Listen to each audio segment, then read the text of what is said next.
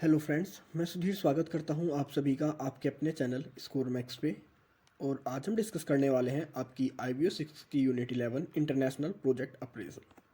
तो सबसे पहले हम बात करते हैं इंटरनेशनल प्रोजेक्ट के बारे में। तो project essentially signify commitment of capital expenditure to build up productive capacities. This commitment of capital expenditure to build up productive capacities when an entrepreneur or a promoter undertakes in his or her own country, it is called as domestic project. Whereas when he or she goes to put the money beyond the border of his country, it is called an international or more of an foreign project. तो जब भी हम बात करते हैं किसी project के बारे में, तो उसके लिए अगर हम कोई भी प्रोजेक्ट स्टार्ट करते हैं, कोई प्रोजेक्ट करते हैं, तो उसके लिए कमिटमेंट चाहिए होती है कि हमारी कैपिटल एक्सपेंडिचर की। जब तक हम किसी भी प्रोजेक्ट में कैपिटल को एक्सपेंड कह सकते हैं, कैपिटल को नहीं लगाएंगे, वहाँ पर अपनी टेक्नोलॉजी को नहीं लगाएंगे, तब तक कह सकते हैं हम वहाँ पर कोई भी प्रोजेक्ट को इस्टेब्लिश नहीं कर सकते। तो जब भी कोई हमारा एंटरप्रेन्योर होता है या कोई हमारा प्रमोटर होता है, जब वो किसी प्रोजेक्ट के अंदर, किसी वर्क के अंदर अपनी कह सकते हैं जो उसका असेट्स होते हैं, जो उसकी कैपिटल होती है, उसको लगाता है for the purpose of production, when for the purpose of manufacture, export, import, whatever. अगर वो सिर्फ अपनी कंट्री के लिए करता है, अपनी कंट्री के अंदर ही उस कैपिटल को इन्वेस्ट करता है, उसको प्रोडक्शन के लिए, मैन्युफैक्चर के लिए, तो वो तो कहलाता है डोमेस्टिक प्रोजेक्ट। लेकिन जब हमारा कोई प्रमोटर है या कह सकते हैं हमारा कोई एंटरप्रेन्योर है, वो अपने उसी कैपिटल एक्सपेंडिचर को अपनी जो पॉलिटिकल बाउंड्री है कंट्री की, उससे बाहर जाकर इन्वेस्ट करता है, एक्सपेंस करता है, एक्सपेंड करता है, तो उसे कहते हैं हम इंटरनेशनल प्रोजेक्ट, या फिर हम उसे फॉरेन प्रोजेक्ट भी कहते हैं। तो ये होता है आपका इंटरनेशनल प्रोजेक्ट, कि जब हमारे एंटरप्रेन्योर कह सकते हैं या फिर हमारे प्रमोटर्स होते हैं, वो किसी दूसरी कंट्री में जाकर इन्वेस्टमेंट करें, अपना कैपिटल एक्सपेंडिचर को बढ़ाएं दूसरी कंट्रीज़ के अंदर for the purpose of production, manufacture और प्रॉफिट अर्निंग, तो वो कहलाता है हमारा international project. In this projects the investors acquire physical assets in the form of plant and equipment in other countries. In projects के अंदर हमारे जो इन्वेस्टर्स होते हैं, वो दूसरी कंट्री के अंदर फिजिकल फॉर्म में जो हमारे एसेट्स होते हैं, चाहे प्लांट है, मशीनरी है, चाहे हमारा वर्क पावर है, कुछ भी चीज़ें, उन सभी चीज़ों को वो एक्वायर करते हैं। Literature classifies such investment as FDI या फॉरेन डायरेक्ट इन्वेस्टमेंट। अगर हम लिटरेचर की वैल्यू में बात करें, लिटरेचर की टर्म में बात करें, तो हम इसी चीज़ को कहते हैं FDI। FDI मतलब होता क्या है? जब हम किसी दूसरी कंट्री के अंदर जाकर वहाँ के असेट्स, प्लांट्स और जो मशीनरी होती है, उसको एक्वायर करते हैं for the purpose of business, तो वही हमारा इंटरनेशनल प्रोजेक्ट भी होता है, और वही हमारी कह सकते हैं एक तरह से FDI भी होती है। We may note however that foreign operations of a business may take various forms like export, sales and distribution, affiliates, licensing arrangement and management contracts. तो अगर हम सिर्फ बात करते हैं कि हमारे जो इंटरनेशनल लेवल पे हम अपने काम को करते हैं, या हमारे जो बिजनेस ऑपरेशंस होते हैं, उसके अंदर आपका एक्सपोर्ट होता है, आपका कह सकते हैं सेल्स होती है, डिस्ट्रीब्यूशन, एफिलिएट्स होते हैं, आपकी लाइसेंसिंग होती है, अरेंजमेंट्स होते हैं, और आपके मैनेजमेंट कॉन्ट्रैक्ट। लेकिन हम इन सभी को ये नहीं कह सकते ये इंटरनेशनल प्रोजेक्ट है, क्योंकि इन सब का काम हम अपनी कंट्री से करते हैं, और फिर दूसरी कंट्री में एक तरह से हम सिर्फ एक तरह से लाइसेंसिंग प्रोवाइड कर देते हैं, एक्सपोर्ट कर देते हैं अपनी कंट्री से दूसरी कंट्री में। लेकिन इन सभी को करने के लिए हम किसी दूसरी कंट्री में कोई असेट्स को एक्वायर नहीं करते। But when we shall talk about the international project in this unit, we don't refer to any one of this. मतलब जो हमारे ये एक्सपोर्ट था, सेल्स था, हमारा डिस्ट्रीब्यूशन था, इन सभी को हम इंटरनेशनल प्रोजेक्ट नहीं कह सकते। इसके अंदर हम यूज़ करेंगे इंटरनेशनल प्रोडक्शन के लिए, या कह सकते हैं इंटरनेशनल प्रोजेक्ट्स के लिए FDI का। मतलब FDI में हम करते क्या है, या कह सकते हैं हमारे जो प्रोडक्शन एफिलिएट्स होते हैं, इन दोनों चीज़ों को हम इंक्लूड करते हैं इंटरनेशनल प्रोजेक्ट्स के अंदर। क्योंकि इंटरनेशनल प्रोजेक्ट का मतलब यही है कि हम दूसरी कंट्री के अंदर जाकर वहाँ के असेट्स को एक्वायर कर रहे हैं for the production, for the marketing, for the manufacture. अब project appraisal meaning and scope. अब प्रोजेक्ट अप्रेजल होता क्या है? तो सबसे पहले हमें प्रोजेक्ट अप्रेजल का मतलब पता होना चाहिए। Project appraisal is the process of assessing in a structured way the case of proceeding with the project और प्रपोजल और the projects viability. It's often involves comparing various options using economic appraisal or some other decision analysis techniques. The entire project should be objectively appraised for the same feasibility study should be taken in its principal dimensions, techniques, economic, financial, social and so far to establish the jurisdiction of the project. Or project appraisal is the process of judging whether the project is profitable or not to the client, or it's a process of detailed examination of several aspects of a given project before recommending of some project. तो project appraisal होता क्या है, एक तरह से हम कह सकते हैं जब भी हम कोई भी प्रोजेक्ट इंटरनेशनल लेवल पे या कह सकते हैं हमारा कोई प्रोजेक्ट फॉरेन प्रोजेक्ट होता है, तो उसको फाइनल करने से पहले हम हर चीज़ की एक तरह से स्टडी करते हैं, एनालाइज करते हैं, अजम्पशन बनाते हैं कि अगर हम किसी दूसरी कंट्री में इंटरनेशनल लेवल पर फॉरेन कंट्री में कोई प्रोजेक्ट लेते हैं, कोई फॉरेन प्रोजेक्ट पे काम करते हैं, तो उसके थ्रू हमें कितना प्रॉफिट होगा, हमें कितना लॉस होने के चांस हैं, कौन कौन से सेक्टर्स हैं जहाँ पर हम उस प्रोजेक्ट के थ्रू एंटर कर सकते हैं, किन मेथड्स का यूज़ करें। एक तरह से कह सकते हैं कि आप मार्केट में एंटर करने से पहले आपकी जो प्रॉपर प्लानिंग होती है, चाहे आपकी टेक्निकल प्लानिंग हो, चाहे आपके प्रिंसिपल डायमेंशंस हो, इकोनॉमिक आपकी जो भी थिंकिंग हो उस कंट्री के बारे में, या फिर आपका जो सोशल फैक्टर्स उस कंट्री के, तो इन सभी चीज़ों को हम कहीं ना कहीं जज करते हैं, इन सभी के बारे में एनालाइज करते हैं। आप कुछ हमारे पास टेक्निक्स हैं या जो भी हमारे पास प्रीवियस डाटा होता है कि अगर हम किसी कंट्री में जा रहे हैं किसी प्रोजेक्ट के लिए, तो सबसे पहले हमें होता है कि उस प्रोजेक्ट को पहले हम एक तरह से एनालाइज कर लें कि या वो प्रोजेक्ट हमें वो प्रॉफिट दे पाएगा जितने की इन्वेस्टमेंट हम उस कंट्री में या उस प्रोजेक्ट में कर रहे हैं या नहीं। तो नॉर्मली अगर प्रोजेक्ट अप्रेजल की बात करें तो इसमें सिर्फ मतलब यही होता है कि जब हम इंटरनेशनल लेवल किसी दूसरी कंट्री में इंटरनेशनल प्रोजेक्ट की स्टार्टिंग करते हैं, तो उससे पहले हम एक तरह से एक गाइडलाइन तैयार करते हैं, एक तरह से एजम्पशन बनाते हैं, एक तरह से अपने आप को एनालाइज करते हैं कि वो प्रोजेक्ट हमारे लिए प्रॉफिटेबल होगा या नहीं होगा। अगर वो प्रॉफिटेबल होता है तो उससे हमें कितना प्रॉफिट मिलेगा, और क्या वो प्रॉफिट इतना सफिशिएंट होगा कि जिसके थ्रू हमारी जितनी भी कह सकते हैं एक्सपेंस होते हैं, हमारे जो एक्सपेंडिचर हैं, उन सभी को हम इजीली फुलफिल कर पाएंगे या नहीं। अब इसको project appraisal is an important activity to evaluate the key factor of the project to check the viability of the project proposal. एक तरह से जब भी आपके पास कोई प्रोजेक्ट प्रपोजल आता है तो उसको चेक करने के लिए कि ये इसकी वायबिलिटी कितनी है, मतलब ये कितना इंटरनेशनल लेवल पर या जो फॉरेन प्रोजेक्ट है कितना प्रॉफिटेबल है हमारे लिए। क्योंकि हम ऐसे किसी भी प्रोजेक्ट के अंदर एंटर नहीं होते जब तक हमें उसकी सक्सेस रेट, ग्रोथ रेट के बारे में पता ना हो।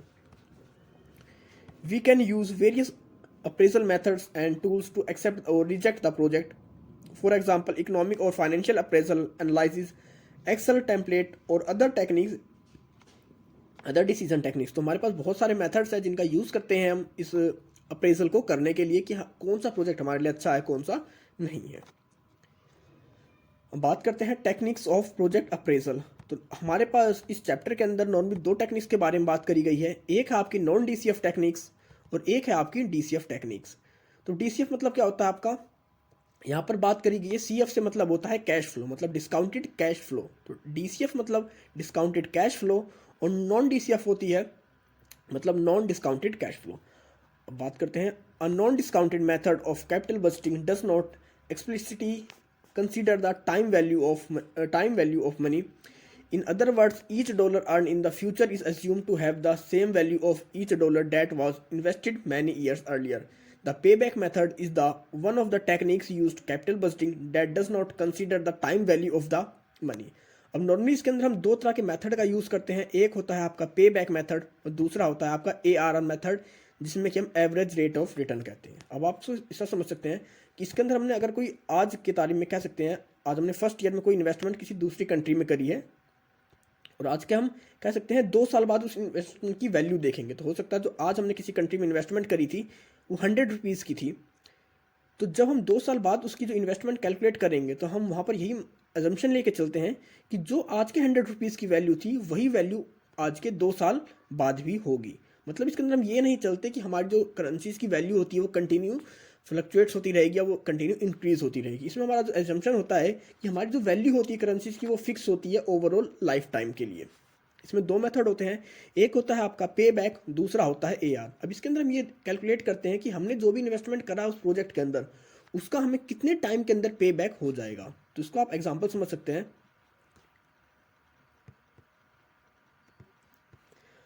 अब आप एग्जांपल है कि हमने कोई मान सकते हैं 100 रुपीज़ का इन्वेस्टमेंट किया है किसी कंट्री के अंदर, फॉरेन प्रोजेक्ट के अंदर।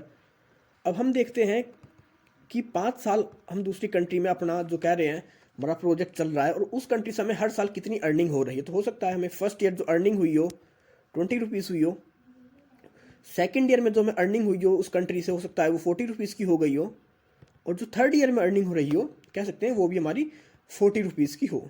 तो यहाँ पर हम क्या कहेंगे, पे बैक ऑप्शन का जो मेथड होता है हम यहाँ पर कैलकुलेट करेंगे कि हमें फर्स्ट ईयर में 20 मिल गए हैं, सेकंड ईयर में 40 और थर्ड ईयर में भी 40। तो इन तीनों का जो कैलकुलेशन है टोटल 100 रुपीज़ है, और 100 ही हमने इस कंट्री में इन्वेस्ट किया है। तो यहाँ पर हम कहेंगे जो हमारा पे बैक मैथड है, पे बैक टाइम है जो इस कंट्री का वो 3 ईयर्स का है, मतलब 3 साल के बाद हमें जो हमारी पूरी वैल्यू थी, इन्वेस्टमेंट थी, वो पूरी मिल गई है। क्योंकि नॉर्मल वे में हम ये नहीं मानते, क्योंकि हम हरदम अजम्पशन लेके चलते हैं कि हमारी जो करेंसीज की वैल्यू होती है वो डे बाय डे इंक्रीज होती रहती है, उसकी जो परचेसिंग पावर है वो भी घटती रहती है। लेकिन इस मेथड के अंदर हमारा अजम्पशन है कि हमारी जो परचेसिंग पावर है, हमारी जो करेंसीज की वैल्यू है वो हरदम कॉन्स्टेंट रहती है। अब दूसरा होता है इसके अंदर आपका एवरेज रेट ऑफ रिटर्न। इसके अंदर देखते हैं कि अब हमारी से 3 साल तक तो हमारी कह सकते हैं जो भी अजम्पशन आ थी, हमारे पास जो रिटर्न आ रही थी, अभी इसका कितना परसेंट हमें रिटर्न मिल रहा है। रिटर्न को हम कैलकुलेट करेंगे कि इसके अंदर हम सबसे पहले हमारे जो भी प्रॉफिट होता है किसी कंट्री से, जैसे हमें यहाँ पर 20 का प्रॉफिट हुआ है फर्स्ट ईयर, तो यहाँ पर हम सबसे पहले इसका जो टैक्स होता है दूसरी कंट्री का उसे माइनस कर देते हैं। टैक्स के बाद दूसरी कंट्री में जब भी हम काम करते हैं, प्लांट लगाते हैं, उसका कोई ना कोई डेप्रिसिएशन होता है, तो हम उस डेप्रिसिएशन को भी माइनस कर देते हैं। अब इन दोनों चीज़ों को माइनस करने के बाद जो भी हमारे पास एग्जैक्ट वैल्यू निकलती है, मतलब हो सकता है कि आपका टैक्स जो हो वो 2 रुपये हो और आपका जो डेप्रिसिएशन हो वो भी 2 रुपये हो, तो आप इस साल 20 में से आप 4 को माइनस कर दोगे और आपका जो रिमेनिंग बचेगा 16 रुपीज़ जो वैल्यू आती है, ये होगी आपकी AAR, मतलब कह सकते हैं ARR, average rate of return. मतलब हमें 400 के ऊपर 16 रुपये रिटर्न मिल रही है पर ईयर। ये होता है हमारा नॉन DCF टेक्निक्स। इसके अंदर नॉर्मली हम बात करते हैं कि जो हमारी करेंसीज की जो परचेसिंग पावर है वो सेम रहेगी overall the life period time. अब दूसरा होता है हमारे पास DCF टेक्निक। अब DCF टेक्निक की बात करें, discounted cash flow is a valuation method used to estimate the value of an investment based in its expected future cash flow. DCF analyze attempt to figure out the value of an investment today based on the projection of how much money it will generate in the future. इसके अंदर दो तरह के method का use करते हैं, NPV और IRR। अब सबसे पहले हम समझते हैं कि DCF होता क्या है। कि अगर मैं आपसे आज बैंक में अगर मैं जाके 100 रुपीज़ अपने कहता हूँ कि मैं सेव करता हूँ, जाके डिपॉजिट करता हूँ, तो 1 साल बाद मुझे वो 100 रुपीज़ नहीं मिलेंगे। मुझे वो कम से कम कह सकता हूँ, जो हमारा जो नॉर्मल रेट ऑफ इंटरेस्ट होता है वो 3% है, तो मुझे 1 साल बाद उसी बैंक से जो मैंने 100 रुपीज़ पे करे थे उसके बदले मुझे 1 साल बाद 103 रुपये मिलेंगे। तो वही हम इंटरनेशनल जो प्रोजेक्ट होता है उसमें कैलकुलेट करते हैं कि अगर मैं किसी प्रोजेक्ट में 100 रुपीज़ इन्वेस्ट कर रहा हूँ इंटरनेशनल लेवल पे, तो 1 साल बाद वो प्रोजेक्ट मुझे कितना रेट ऑफ रिटर्न देगा, मतलब जो मेरी वैल्यू है प्रोजेक्ट की वो 1 साल बाद कितनी वैल्यू होगी। तो अगर हमें लगता है कि हमारा जो रिटर्न रेट है उस इन्वेस्टमेंट का वो अगर हमारे फेवरेबल नहीं है, तो उस कंडीशन में हम उस कंट्री में जो प्रोजेक्ट होगा उसके अंदर एंटर नहीं करेंगे, क्योंकि हमारा मेन ऑब्जेक्टिव होता है प्रॉफिट अर्निंग। अब देख सकते हैं, अगर हो सकता है हमने किसी कंट्री में 100 रुपीज़ से एंट्री करी उसके प्रोजेक्ट के अंदर, और 1 साल बाद जो उसकी वैल्यू थी हमारी जो करेंसीज की उस कंट्री के अंदर, ड्यू टू फ्लक्चुएशन से, ड्यू टू पॉलिटिकल फैक्टर या आपका कोई भी फैक्टर हो, उसकी वजह से जो हमारे 100 रुपीज़ की वैल्यू थी उस कंट्री के अंदर, या हमारे जो प्रोजेक्ट की वैल्यू थी वो 90 रुपीज़ में आ गई। तो आपने देखा कि हमने इन्वेस्टमेंट तो इस कंट्री में 100 रुपीज़ की करी है, लेकिन आपके कुछ टाइम बाद आपकी जो मनी की वैल्यू थी वो 90 रुपीज़ हो जाएगी या हो गई है। तो उस कंडीशन में हम ऐसी कंट्री में कभी भी इन्वेस्टमेंट नहीं करेंगे, क्योंकि हमारा मेन ऑब्जेक्टिव यही होता है कि हमें पता है कि अगर हम उस पैसे को अपनी कंट्री में भी इन्वेस्टमेंट करेंगे तो कुछ ना कुछ अपनी कंट्री में भी उसके ऊपर हमारा जो कहते हैं जो इन्फ्लेशन रेट होता है करेंसीज का, उसके ऊपर हमें बेनिफिट मिलेगा। लेकिन अगर हम दूसरी कंट्री में जाके कर रहे हैं जहाँ पर कि हमारी जो वैल्यू है वो कम हो रही है प्रोजेक्ट की, हमारी करेंसीज की, तो उस कंडीशन में हम कभी भी उस कंट्री में अपने प्रोजेक्ट को फाइनलाइज नहीं करेंगे। Discounted cash flow help determine the value of an investment based on its future cash flow. आपका जो DCF है ये हेल्प करता है हमारे इन्वेस्टर्स को कि वो फ्यूचर में अपनी इन्वेस्टमेंट की वैल्यू को कैलकुलेट करें। इसकी कैलकुलेशंस होती है, कुछ हमारे पास अजम्पशन होती है कि हमारा वैल्यू कितनी इंक्रीज होगी, उसके बिहाफ पर हम चेक करते हैं कि आज जो हम इन्वेस्टमेंट कर रहे हैं, आज के 2 साल बाद 3 साल बाद हमारे प्रोजेक्ट की वैल्यू, हमारे कह सकते हैं इन्वेस्टमेंट की वैल्यू कितनी होगी फ्यूचर में, जो कि हमें कैश फ्लो से आएगी। क्योंकि आज हमारा जो कैश मतलब आउट जा रहा है कैश फ्लो, मतलब आज तो हम दूसरी कंट्री में इन्वेस्टमेंट कर रहे हैं, लेकिन फ्यूचर में उस कंट्री से हमारी कंट्री में कितना कैश फ्लो होगा, तो उस चीज़ को कहीं ना कहीं कैलकुलेट करने में हमारी हेल्प करता है। The present value of expected future cash is arrived by using a discount rate to calculate the discounted cash flow DCF। मतलब जो आपका इसमें होता है कि जो हमारा एक्सपेक्टेड रेट ऑफ रिटर्न है, मतलब जो हमारा एक्सपेक्टेड आएगा उसके अंदर एक तरह से हमारा जो डिस्काउंटेड होता है कि अगर हमने किसी चीज़ पे 100 रुपीज़ लगाए हैं तो हमें पता है कि कुछ ना कुछ पे हमें एडिशनल मिलेगा, क्योंकि हमारा जो इन्फ्लेशन होता है टाइम के साथ वो कुछ ना कुछ ऐड होके ही आएगा। इसमें डिस्काउंट का मतलब हमारा जो वैल्यू इंक्रीज होती है हमारी इन्वेस्टमेंट की, इंक्रीज्ड वैल्यू जो हमें रिटर्न होती है उसके बारे में बात करी गई यहाँ पर। डिस्काउंट से मतलब उसका है, ये नहीं है कि अगर आप डिस्काउंट आपने देखा तो इसका मतलब ये है कि 100 रुपीज़ के ऊपर भी हम उसको कुछ ना कुछ कम कर देंगे इन्वेस्टमेंट। मतलब डिस्काउंटेड रेट ये होता है कि हमने जो इन्वेस्टमेंट करी है वो किस वैल्यू में बढ़कर हमें वापस मिलेगी। If the discounted rate cash flow is above the current cost of the investment, the opportunity could not result in positive result.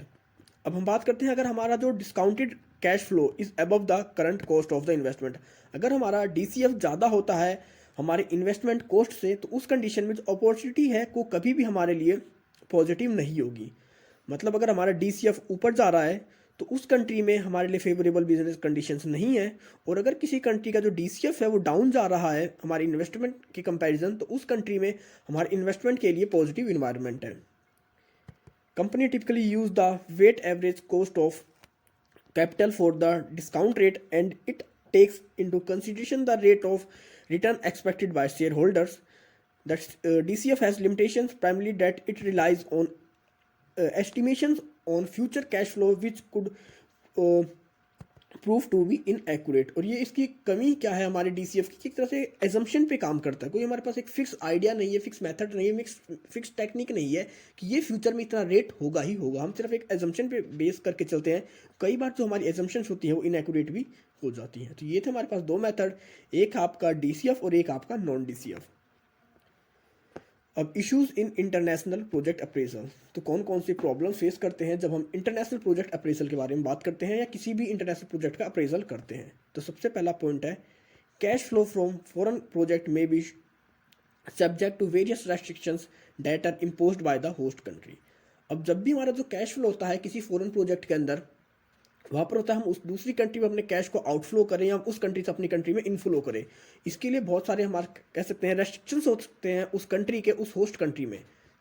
हम बात करते हैं हम इंडिया से हैं और हम किसी दूसरी कंट्री में, आप कोई भी कंट्री लगा सकते हैं, इस कंट्री में हमने इन्वेस्टमेंट करा है, अब हमें इसमें इन्वेस्टमेंट करना है। तो इन्वेस्टमेंट करने के लिए सबसे पहले हमें यहाँ की गवर्नमेंट से परमिशन लेनी होगी, और उसके बाद अगर हमने यहाँ पर इन्वेस्टमेंट कर भी लिया और हमें यहाँ पर प्रॉफिट हो रहा है, तो उस जो हमारा कैश या प्रॉफिट अर्निंग है उसको इंडिया में लाने के लिए भी इस यहाँ की कंट्री से, यहाँ जो हमारी होस्ट कंट्री है जहाँ पर हम अपने बिजनेस को ऑपरेट कर रहे हैं, वहाँ की गवर्नमेंट से परमिशन लेनी पड़ेगी। तो इसमें कहीं ना कहीं काफ़ी सारी रेस्ट्रिक्शंस हो जाती हैं कई बार, जो कि एक प्रॉब्लम है, इशू है हमारे प्रोजेक्ट अप्रेजल के लिए। दूसरा है initial investment in the host country में बेनिफिट फ्रॉम द पार्शियल और total release of blocked fund. इसमें आपकी जो इनिशियल इन्वेस्टमेंट होती है होस्ट कंट्री के अंदर, मतलब होस्ट कंट्री वो होती है जिस कंट्री के अंदर हम अपनी इन्वेस्टमेंट कर रहे हैं, मतलब होम कंट्री हमारी कंट्री, इन्वेस्टर की कंट्री, होस्ट कंट्री जिस कंट्री में इन्वेस्टर हमारा जाके इन्वेस्ट कर रहा है। The initial investment in the host country में बेनिफिट फ्रॉम अ पार्शियल और total release of block fund. अब इसमें होता है कि हमारा जो बेनिफिट होता है पार्शियल भी हो सकता है, और या हो सकता है कि हमारा टोटल जितना हमने फंड उस कंट्री में लगाया है टोटल का टोटल ब्लॉक भी हो जाए। हो सकता है हमने दूसरी कंट्री में इन्वेस्टमेंट तो कर दिया, अर्निंग भी कर ली, लेकिन उस पैसे को हम अपनी कंट्री में वापस ही ना ला पाए। तो उस कंडीशन में क्या होगा, हमारी जो इन्वेस्टमेंट है टोटल ब्लॉक हो जाएगी। तीसरा है cash flow from foreign project must be converted into the currency of the parent firm. अब जो भी हम इंटरनेशनल लेवल पे या जो फॉरेन प्रोजेक्ट में हम कैश फ्लो करते हैं या हमारी जो प्रॉफिट अर्निंग होती है उसको हमें हरदम अपनी पेरेंट फर्म की करेंसी में कन्वर्ट करना पड़ता है। और जो भी आपने देखा होगा प्रीवियस यूनिट्स में कि जब भी हम अपनी दूसरी कंट्री की एसेट्स लाइबिलिटीज़ को कन्वर्ट करते हैं किसी दूसरी कंट्री की एसेट्स उसमें वैल्यूज़ में करेंसी में, तो वहाँ पर कहीं ना कहीं आपका जो ट्रांसलेशन एक्सपोजर होता है वो हमें देखने को मिलता है, जो कि हमारे लिए एक रिस्क होता है। नेक्स्ट है cash flow generated from foreign projects may replace revenue producing export to his host country. अब हमारा जो कह सकते हैं जो हमारा कैश फ्लो जनरेट होता है फॉरेन प्रोजेक्ट्स के थ्रू, उसको रिप्लेस किया जाता है रिवेन्यू, क्योंकि हमारा जैसे जैसे रिवेन्यू बढ़ेगा एक्सपोर्ट कंट्री का, क्योंकि हम जो भी हमारी एक्सपोर्ट कंट्री है वो भी कह सकती है कि हम जैसे अगर हम किसी भी कंट्री में जाके अपना प्रोजेक्ट लगाते हैं तो एक उनके कुछ रूल्स होते हैं, रेगुलेशंस होते हैं कि वो हमें किस बिहाफ पर अपनी कंट्री में प्रोजेक्ट को लगाने देंगे। हो सकता है वो हमारे एक्सपोर्ट पे वहाँ पर बैन लगा दें, या फिर ये कह दें कि आपका 50% प्रोजेक्ट हमारी कंट्री में बिकेगा। तो इस तरह की जो कह सकते हैं हमारा जो रिवेन्यू होता है उसको कहीं ना कहीं बदल दिया जाता है या रिवेन्यू को कम कर दिया जाता है एक्सपोर्ट के थ्रू। नेक्स्ट आपका profit generated from projects undertaken in other countries are subject to taxing jurisdiction the host country and the parent company. जब भी हम बात करते हैं इंटरनेशनल प्रोजेक्ट की तो उसके अंदर दो कंट्रीज इन्वॉल्व होती हैं। एक होती है हमारी पेरेंट कंपनी मतलब इन्वेस्टर की कंपनी, और दूसरी होती है होस्ट कंट्री जो कि वो कंट्री जहाँ पर हम इन्वेस्टमेंट कर रहे हैं। तो इस कंडीशन में हमें दोनों कंट्रीज के जुरिडिक्शंस को फॉलो करना पड़ता है टैक्सिंग से रिलेटेड। तो ये कह सकते हैं बहुत ज़्यादा प्रॉब्लमेटिक होता है किसी भी इन्वेस्टर्स के लिए, क्योंकि आपको पता है आपको दो दो कंट्री के टैक्स रूल्स रेगुलेशंस जुडिक्शन को फॉलो करना है अपने प्रोजेक्ट को चलाने के लिए। नेक्स्ट है profitability of project foreign project may be enhance from concessionary financing arrangement and other benefits by the host country. अब आपका जो फॉरेन प्रोजेक्ट होता है, क्योंकि आपको अगर फॉरेन प्रोजेक्ट की हम बात कर रहे हैं तो उसके लिए हमने स्टार्टिंग में बात करी थी, इसके लिए आपको बहुत ज़्यादा फाइनेंस की नीड होती है। तो ये हम कब होता है कि जब भी हम इन्वेस्टमेंट करते हैं तो हमें फाइनेंस की ज़रूरत होती है। तो ज़रूरी नहीं कि हरदम जो भी होस्ट कंट्री है वो हमें हरदम कह सकते हैं फाइनेंस प्रोवाइड कराए हमारे बेनिफिट के लिए। कई बार ऐसा भी होता है कि हमें होस्ट कंट्री के अंदर जाने के बाद हमें कोई फाइनेंशियल जो अरेंजमेंट होता है उस कंट्री में ऐसा नहीं होता जो कि हमारे फॉरेन प्रोजेक्ट को हेल्प कर सके, हमें प्रमोट कर सके या हमें फाइनेंशियल असिस्टेंस प्रोवाइड कर सके। नेक्स्ट है foreign investment may contribute to the corporate overall strategy of growth and gaining foothold in the market to prompt competitors. अब आपकी जो फॉरेन इन्वेस्टमेंट है ये आपका कंट्रीब्यूट करती है कि आपकी जो ओवरऑल कॉर्पोरेट स्ट्रेटजी क्या होगी। क्योंकि अगर आप किसी भी इंटरनेशनल इन्वेस्टमेंट में जा रहे हैं, फॉरेन प्रोजेक्ट में जा रहे हैं, इंटरनेशनल प्रोजेक्ट के अंदर जा रहे हैं, तो उस चीज़ का इफेक्ट कहीं ना कहीं आपकी ओवरऑल मार्केटिंग पर, आपकी ओवरऑल ब्रांड वैल्यू पर भी दिखती है। हो सकता है आप किसी ऐसी कंट्री में गए जहाँ पर आप जाके सक्सेस नहीं हो पाए या आपकी जो ग्रोथ रेट थी उतनी अच्छी नहीं थी, तो उस वैल्यू का, वहाँ की जो इमेज है उसका कहीं ना कहीं इफेक्ट पड़ेगा आपके ऊपर, आपके कॉम्पिटिटर्स के भी ऊपर। नेक्स्ट है foreign investment may produce diversification benefits to shareholders of title parent firm. अब इसके अंदर हमारा, क्योंकि जो हम इन्वेस्टमेंट करते हैं कहीं ना कहीं हम अपने शेयर होल्डर से कनेक्ट होते हैं और हमारे शेयर होल्डर्स कनेक्ट होते हैं हमारी पेरेंट फर्म से। तो जब भी हम अलग अलग कंट्रीज़ में अपना इन्वेस्टमेंट कर रहे हैं तो कहीं ना कहीं हमारे जो शेयर होल्डर्स हैं उनको जो बेनिफिट्स होते हैं वो डाइवर्सिफाई हो जाते हैं। हो सकता है उन्हें कुछ प्रॉफिट तो हमारी कंट्री से मिलेगा लेकिन अब उनका कुछ प्रॉफिट का पार्ट दूसरी कंट्री से आएगा। तो इस कंडीशन में हमारे जो शेयर होल्डर्स होते हैं उनका जो बेनिफिट होता है उसको हम डाइवर्सिफाई कर देते हैं। लास्ट पॉइंट है आपका terminal value is more difficult to estimate than in the case of domestic project. Such value to the parent company may differ from the valuation put on the facilities by potential buyers in the host country or from third countries. अब termination value क्या होती है कि जब भी हम किसी दूसरी कंट्री में प्रोजेक्ट लगाते हैं, अपनी कंट्री में प्रोजेक्ट लगाते हैं, तो हमें अपनी कंट्री के बारे में बेटर पता होता है कि हमारी कंट्री में कितनी कॉस्टिंग आएगी, कितनी वैल्यू होगी उस प्रोजेक्ट की, हमारे कौन कौन से कह सकते हैं बायर्स हैं, परचेजर्स हैं। लेकिन जब भी हम दूसरी कंट्री की बात करते हैं तो वहाँ पर जो फैसिलिटीज़ होनी चाहिए या वैल्यूएशन जो होती है कंट्रीज़ की, जो कह सकते हैं कंपनीज़ की, उसके प्रोडक्शन की, उसको किस तरह बायर तक पहुँचेगा, तो उस चीज़ के लिए हमें कह सकते हैं बहुत ज़्यादा एफर्ट लगाने पड़ते हैं। क्योंकि वहाँ पर हमारे पास पूरी फैसिलिटीज़ प्रोवाइड नहीं होती कि हमें ना तो ये पता होता है कि हमारा पोटेंशियल बायर कौन है, और अगर वो सब हमें पता भी होता है तो हमारी जो एग्जैक्ट वैल्यू होती है पेरेंट कंपनी की उसको हम कहीं ना कहीं कैलकुलेट नहीं कर पाते। क्योंकि अगर हम अपनी पेरेंट कंट्री की बात करें तो पेरेंट कंट्री में हमें सब कुछ हमारे लिए कह सकते हैं कि नॉन होता है, हम हर चीज़ को जानते हैं, वहाँ की हमारी क्या फैसिलिटीज़ है, क्या हमारे पास पोटेंशियल है उस कंट्री में। लेकिन दूसरी कंट्री में जब एंटर करते हैं तो उन सभी चीज़ों से हम कहीं ना कहीं अननोन होते हैं।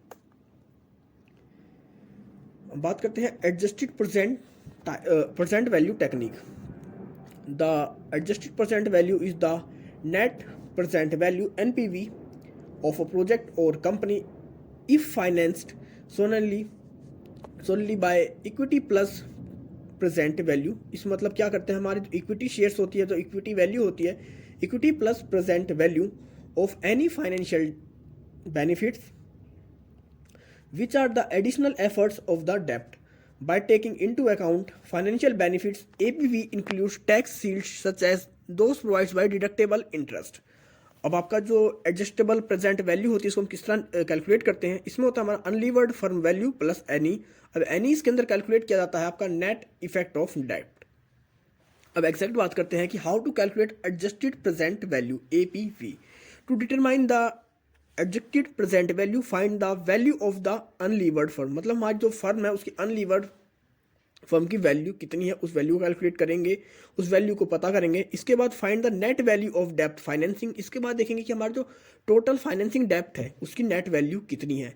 फिर sum the value of unlevered project और company and the net value of the डेप्थ फाइनेंसिंग। फिर इसके बाद हम इन दोनों चीज़ को ऐड कर देते हैं कि हमारा जितना भी डेप्थ फाइनेंसिंग पे है उसको, और जो भी उस फर्म की अनलीवर्ड वैल्यू है, उस प्रोजेक्ट की वैल्यू है, उसको, इन दोनों को कैलकुलेट कर हम एडजस्टेड प्रेजेंट वैल्यू को कैलकुलेट कर सकते हैं उस प्रोजेक्ट के बारे में। अब real option value. Real option value क्या होता है? A real option is a economical valuable right to make or else abandon some choices this is available to the managers of a company often concerning business projects or investment opportunities. It is referred to as real because it typically reference projects involving a tangible assets such as machinery, land, building as well as inventory instead of financial instrument. अब इसके अंदर हम बात करते हैं कि हमारी जो रियल वैल्यू कैलकुलेट करते हैं, हम अपनी इन्वेंट्री के बारे में बात करते हैं। इस मेथड के अंदर हम अपनी टेंजिबल असेट्स के बारे में बात करते हैं, ना कि अपने फाइनेंशियल इंस्ट्रूमेंट के बारे में बात करते हैं। इसके अंदर हम कैलकुलेट करते हैं कि जो भी हम दूसरी कंट्री में हमारा जो प्रोजेक्ट है उसकी जो टेंजिबल असेट्स है उसकी वैल्यू क्या है हमारे लिए, या हमने कितना इन्वेस्टमेंट करा है उस कंट्री की असेट्स के अंदर। अब इसके कुछ की पॉइंट्स हैं।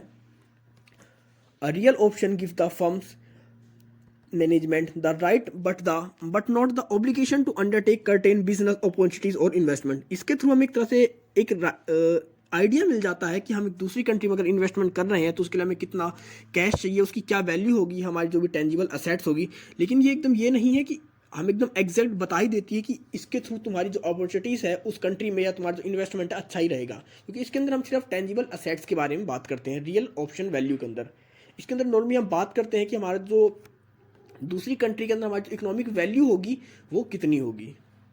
दूसरा real value refer to the project involving tangible assets versus financial instrument. इसके अंदर हमारा जो प्रोजेक्ट होता है इसके अंदर हम वैल्यू बात करते हैं हमारे टेंजिबल असेट्स की और फाइनेंशियल इंस्ट्रूमेंट की, मतलब हमारे फाइनेंशियल इंस्ट्रूमेंट को अलग रखते हैं और हमारे टेंजिबल असेट्स की वैल्यू को अलग रखते हैं। दोनों को हम अलग अलग कैलकुलेट करते हैं for the real value of firm या प्रोजेक्ट। नेक्स्ट आपका real option can include the decision to expand, defer और वेट द अबेंडन और अ प्रोजेक्ट एंटायरली। इसका यूज़ किया जाता है, रियल ऑप्शन का यूज़ किया जाता है कि हमें किस कंट्री में अपने प्रोजेक्ट को बढ़ाना है, किस में डिफेंड करना है, या किस कंट्री के अंदर अपने प्रोजेक्ट को कह सकते हैं होल्ड पे करना है कि जब तक वो हमारे लिए फेवरेबल ना हो जाए। और लास्ट है real options have economic value which financial analyst and corporate managers use to inform their decision. और इनका यूज़ करते हैं हमारे जो भी मैनेजर्स होते हैं अपने डिसीजंस को लेने में, क्योंकि हमारे मैनेजर्स को जब अपनी प्रोजेक्ट की, अपनी फर्म्स की, अपनी कह सकते हैं जो टेंजिबल असेट्स की वैल्यू की नॉलेज होगी, उनकी वैल्यू का पता होगा, रियल वैल्यू का, उसी कंडीशन के बिहाफ पर, उन्हीं के बिहाफ पर वो डिसीजन लेते हैं कि उन्हें उस कंट्री में अपने प्रोजेक्ट को करना है या नहीं करना। एक लास्ट होता है आपका पोर्टफोलियो अप्रोच। अब पोर्टफोलियो अप्रोच के अंदर होता है कि किस तरह हमारे जो इंटरनेशनल प्रोजेक्ट को हम किस तरह करें कि उसके थ्रू हमें मैक्सिमम से मैक्सिमम प्रॉफिट अर्निंग हो। प्रॉफिट अर्निंग होगी, इसके अंदर पोर्टफोलियो अप्रोच। पोर्टफोलियो आप समझ सकते हैं कि मतलब हम अपने इन्वेस्टमेंट को डिवाइड कर रहे हैं अलग अलग पार्ट में। अब जैसे हम इंडिया की बात करते हैं, हम इंडिया से हैं और हमें दूसरी कंट्री में इन्वेस्टमेंट करनी है, फॉरेन इंटरनेशनल कह सकते हैं जो प्रोजेक्ट हमारा, तो क्या करेंगे अब दूसरी कंट्री में कुछ वैल्यू हम वहाँ के जो कह सकते हैं असेट्स में लगा देंगे, कुछ वैल्यू वहाँ के शेयर्स में लगा देंगे, कुछ वैल्यू दूसरी कंट्रीज के अंदर इन्वेस्ट कर देंगे। तो इसके अंदर हमारा क्या होता है, जो हमारा इन्वेस्टमेंट होता है वो एक कंट्री एक प्रोजेक्ट को ना चूज कर हम अलग अलग प्रोजेक्ट्स को, डिफरेंट तरह के प्रोजेक्ट्स को यूज़ करते हैं अपनी प्रॉफिट अर्निंग के लिए। एक तरह से आप इसे म्यूचुअल फंड की तरह समझ सकते हैं। म्यूचुअल फंड में हम क्या करते हैं कि हम किसी एक शेयर को ना परचेज कर हर शेयर के छोटे छोटे पार्ट्स को इंक्लूड कर एक सिंगल एंटिटी बना लेते हैं, सिंगल म्यूचुअल फंड बना लेते हैं, जिसमें हम इन्वेस्टमेंट करते हैं कि अगर किसी समय लॉस होता है तो हो सकता है वो लॉस दूसरा वाला इन्वेस्टमेंट हमारा प्रॉफिट में कन्वर्ट कर दे। तो वही होता है आपका पोर्टफोलियो अप्रोच। तो गाइस चैप्टर आपका खत्म होता है। आई होप आपको सब कुछ समझ में आ चुका होगा इस चैप्टर के अंदर। नॉर्मली इसके अंदर दो तरह के टेक्निक्स की बात करी गई है, एक आपकी डीसीएफ टेक्निक है, एक आपकी नॉन डीसीएफ टेक्निक है। अगर डीसीएफ की बात करें तो इसमें एनपीवी और आईआरआर मेथड दो वैल्यू होते हैं। डीसीएफ के अंदर सिर्फ आपकी टाइम वैल्यू और मनी के बारे में बात करी गई है कि कितने टाइम के बाद आपकी जो इन्वेस्टमेंट की वैल्यू है वो कितनी हो जाएगी। और अगर हम नॉन डीसीएफ या पे बैक या ARR मेथड की बात करें, नॉन डीसीएफ मेथड की बात करें, तो इसके अंदर बात करते हैं कि हमारी जो करेंसीज की वैल्यू है वो लाइफ टाइम सेम रहेगी, परचेजिंग पावर सेम रहेगी और कितने टाइम के अंदर हमारी इन्वेस्टमेंट है हमें वो पे बैक मिल जाएगी। तो मिलते हैं जल्दी एक नई वीडियो के साथ, तब तक के लिए take care, goodbye friends.